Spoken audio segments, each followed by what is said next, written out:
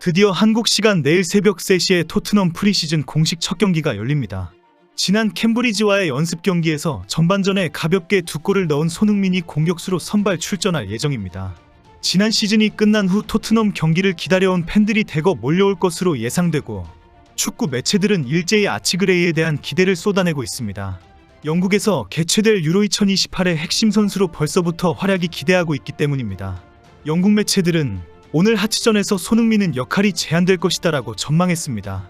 가장 큰 이유로 이번 여름에 토트넘이 스트라이커를 영입하지 못했다고 지적했습니다. 손흥민이 다음 시즌에 토트넘의 핵심 공격수로 여전히 활동을 해야 하는 상황에 유로파리그 경기까지 치러야 한다는 것입니다.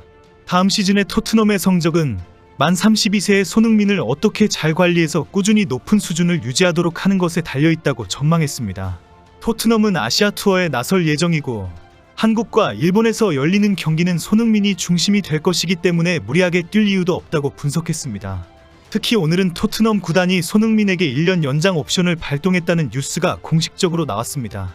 영국 매체들은 일제히 손흥민이 토트넘과의 1년 계약 연장 옵션에 동의했다. 토트넘은 손흥민을 2026년까지 남게 할 수 있다라고 보도했습니다.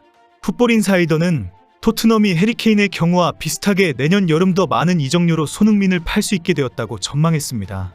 현재 많은 팬들은 손흥민이 다음 시즌 토트넘을 챔스리그 진출과 유로파리그 우승을 이끌어 주기를 기대하고 있습니다. 구단이 손흥민을 다시 잡을 것이라는 전망도 합니다. 토트넘의 소식을 주로 전하는 스퍼스웹은 토트넘이 손흥민의 1년 연장 옵션을 발동했다라면서 이제 손흥민에게 다시 한번 재계약을 제안해서 그를 잡으려고 할 것이다라고 보도했습니다. 매체는 손흥민은 케인의 이적으로 인한 혼란과 미지의 존재였던 포스텍 감독의 부임 후에도 토트넘에 놀라운 충성을 다했다. 그는 주장 완장까지 참여 많은 책임을 졌다라고 극찬했습니다. 그러면서 토트넘 구단은 연장 옵션 이후 특정 시점에 새롭고 더 큰 계약을 협상할 것이다라고 주장했습니다. 매체는 손흥민은 토트넘의 레전드이며 시대의 아이콘이다. 토트넘이 시즌이 끝나기 전에 새로운 계약을 제안하지 않는 것은 너무나 충격적인 일이 될 것이다라고 강조했습니다. 오늘 하치전에서 가장 기대가 되는 선수는 아치그레이입니다. 그레이의 중원 지휘 능력과 피봇 재능이 발휘되도록 할 예정입니다. 포스텍 감독은 그레이의 딥라인 포지션 능력을 다시 한번 더 확인할 것으로 알려졌습니다. 후방 깊은 곳에 위치하면서 팀의 전체적인 플레이를 지휘하도록 역할을 주겠다는 것입니다. 그레이에 대한 평가는 이미 많은 축구 전문가에 의해 인정을 받고 있습니다. 최근 벤 제이콥스 기자는 아치그레이에 대한 특별한 평가를 했습니다.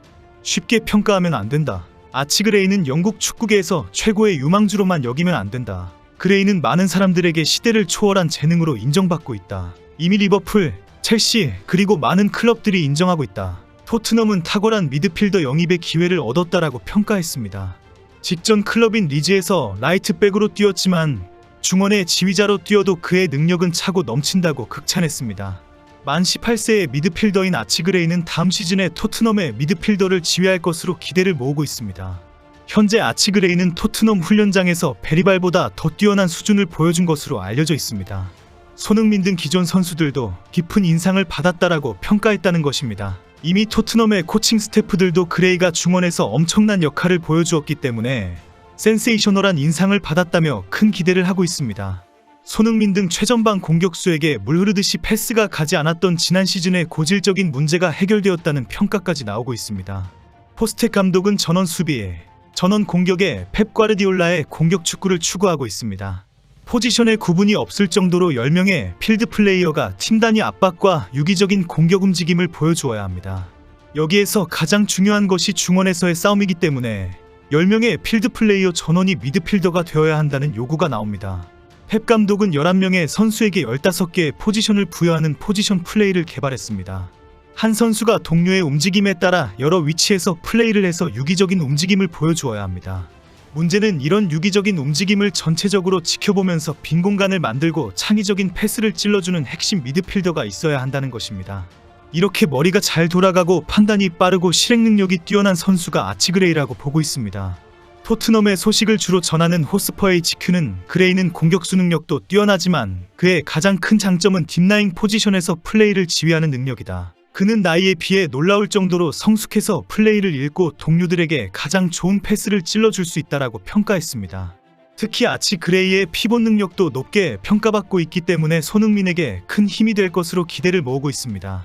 중심축이라는 의미의 피봇은 축구에서 압박 수비에서 확 빠져나오면서 놀라운 키패스를 하는 능력을 말합니다. 최전방 공격수들이 한 발을 축으로 해서 몸을 갑자기 회전시켜서 다른 발로 방향을 바꾸어 수비를 제치는 동작을 말하기도 합니다. 하지만 갑자기 상하체를 회전시키거나 순간적으로 운동 방향을 변경하는 피봇 동작을 너무 무리하게 하면 골반의 장요근에 큰 무리가 올 수 있습니다.